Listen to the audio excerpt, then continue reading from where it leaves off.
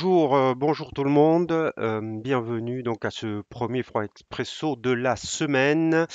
On va prendre connaissance des avertissements sur les risques pour commencer.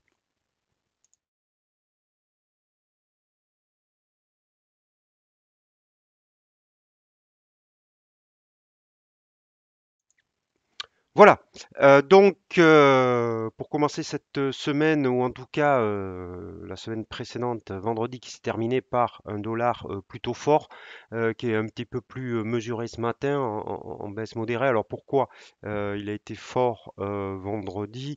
C'est les taux, les rendements obligataires américains qui ont augmenté suite aux propos assez hawkish. Donc hawkish, ça veut dire faucon, c'est-à-dire des propos qui vont dans le sens d'une politique monétaire plus restrictive de la part des États-Unis, donc des propos tenus par deux membres de la Fed.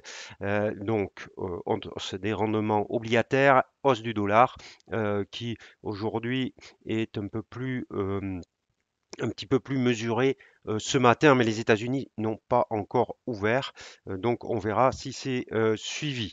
On va voir d'abord l'euro-dollar, comme d'habitude, pour voir ce que j'avais précisé la semaine dernière en termes de stratégie. Donc j'avais dit que sous un 17,50, il y avait une possibilité de trade short. Un 17,50, c'est ici, pardon, je l'ai pas placé où il fallait. Un 17,50, c'était...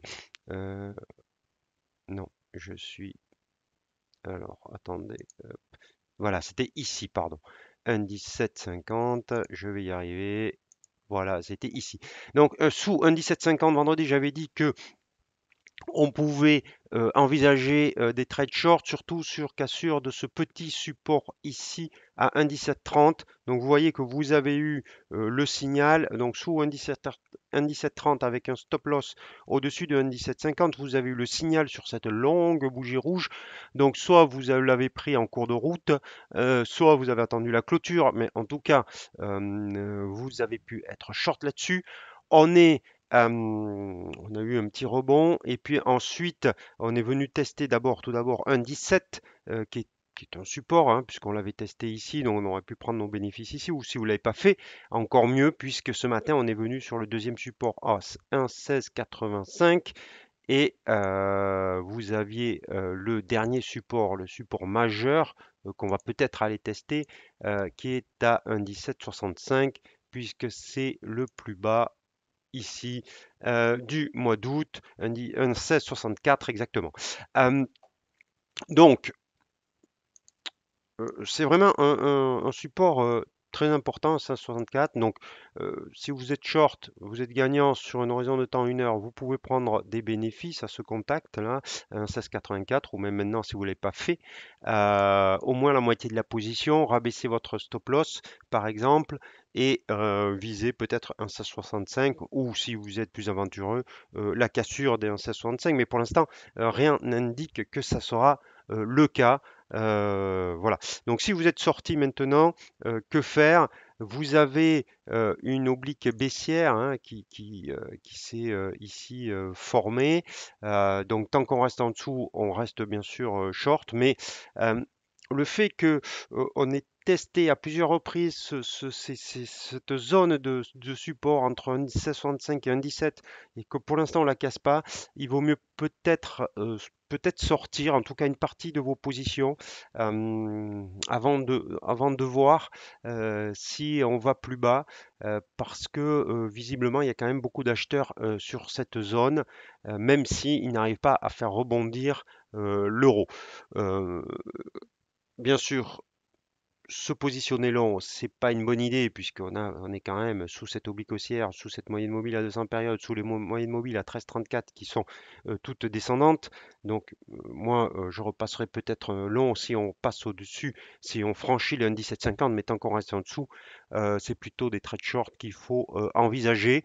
Si vous n'êtes pas en position, bon là il est bien sûr trop tard pour se positionner, vous êtes trop proche du support, soit vous attendez la cassure de ce support majeur à 1,1665 en clôture horaire pour vous positionner, soit vous attendez un rebond et éventuellement une figure de retournement sur 1,1750 pour vous positionner à la baisse. Mais en tout cas, une, une vision plus neutre que ces dernières séances sur l'eurodoll en attendant de voir qui remporte cette bataille, acheteur ou vendeur, sur les 1,1665, 1,17. Peut-être une situation un peu plus claire, je vous en ai parlé la semaine dernière hein, du dollar yen qui s'est réveillé de sa torpeur, qui se réveille ce matin en franchissant ce dernier niveau. Donc je vous rappelle que déjà il y avait eu une première indication sur cassure, hop, ici,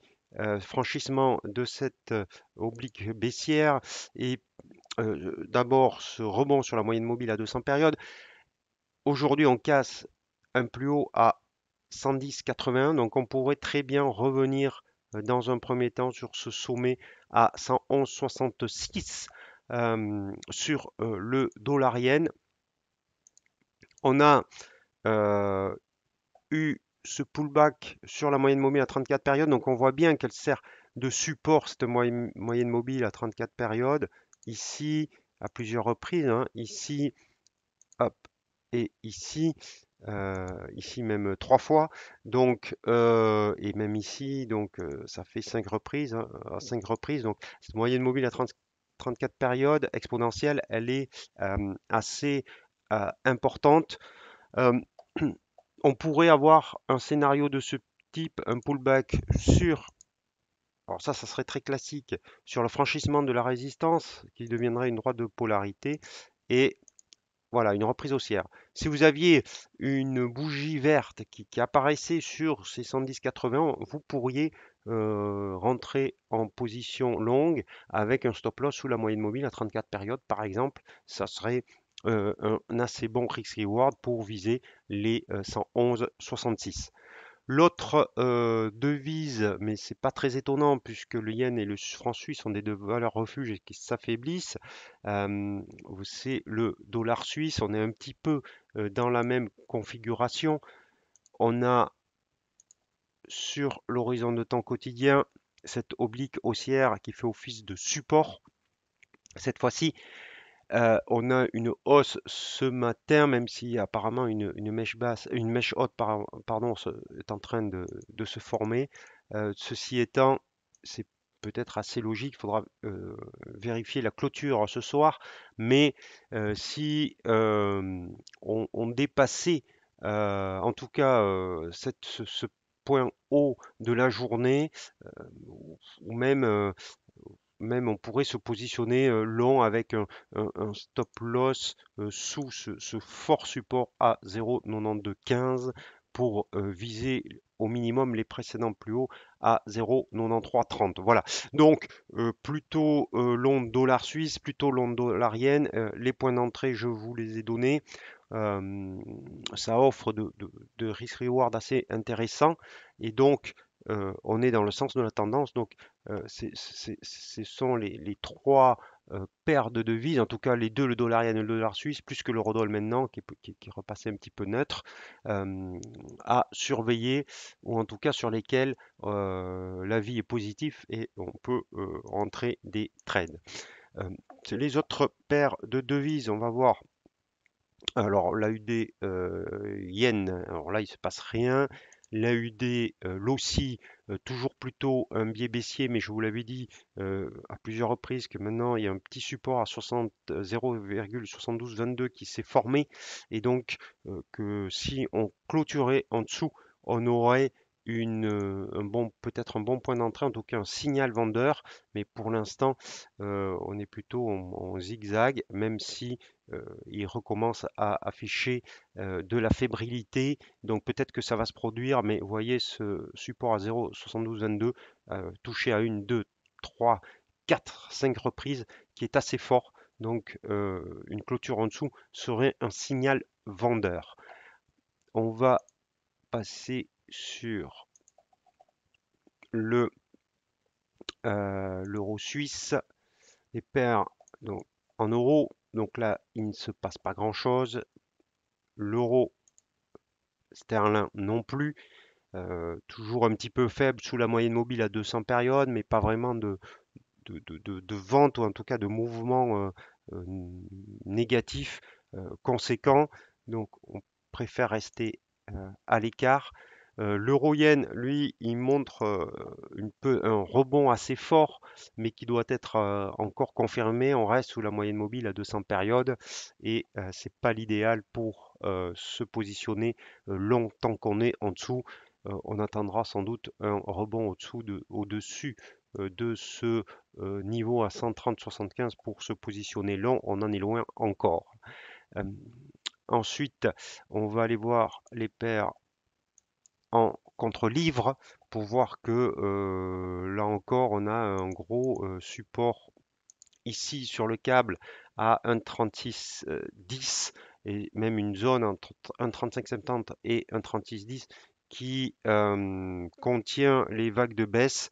Et donc pour l'instant plutôt une lecture neutre là-dessus, un biais baissier, mais on est trop proche du support pour se positionner. La livre contre yen, attention, on se rapproche de cette oblique baissière et donc une clôture au-dessus pourrait libérer un potentiel haussier. Donc à surveiller. Pour l'instant, on ne peut pas prendre ce risque, on est trop proche de cette résistance pour parier sur son franchissement, mais une clôture au-dessus serait positive. Le kiwi, ben, toujours pareil, oblique baissière qui fait office de résistance et donc pour l'instant pas de signal sur cette paire de devises. Et on va finir avec le dollar, le loonie, le dollar contre dollar canadien. Alors, malgré la forte hausse des prix du pétrole, le dollar canadien, il ne bouge pas beaucoup. C'est plutôt surprenant. On aurait pu penser que la perte de devises s'effondre un petit peu ce matin, en tout cas baisse fortement. Ce n'est pas le cas, sans doute attribué à la situation au Canada qui est économique, qui n'est pas aussi forte que ce que les opérateurs attendaient. Donc si vous voulez jouer la hausse du pétrole, c'est plutôt vers la couronne norvégienne. Vous voyez qu'il faut se tourner, qui elle est très forte, hein, puisque vous avez une baisse de l'euro-NOK qui pourrait revenir sur le point bas d'avril, soit 9,90. Mais en tout cas, le dollar contre dollar canadien, le dollar canadien en tout cas ne profite pas de cette hausse assez importante du pétrole. Voilà ce que je pouvais vous dire aujourd'hui sur le marché des devises. Cette semaine, on n'a pas de banque centrale, on n'a pas d'intervenant de discours de Jérôme Powell, mais par contre, on va avoir plusieurs chiffres. Il y a deux chiffres de confiance qui vont sortir. Les commandes de biens durables cet après-midi, chiffre l'indice de confiance des consommateurs demain, qui est à surveiller aux États-Unis. Et puis, vous avez l'indice des prix qui sera très, très regardé vendredi. On aura l'occasion, bien sûr, d'en reparler. Donc, personnellement, ça n'engage que moi. Si je devais me tourner vers des devises, ça serait plutôt vers le dollar yen et vers le dollar suisse qui me semble offrir un risk-reward le plus intéressant. En tout cas, les autres paires de devises sont à surveiller. Je vous ai donné les niveaux, peut-être mettre un petit peu à l'écart l'eurodoll pour le moment, puisque on voit bien que ce support sur un 16,65, un 16,85 quand même, euh, pour l'instant, barre les vagues de baisse.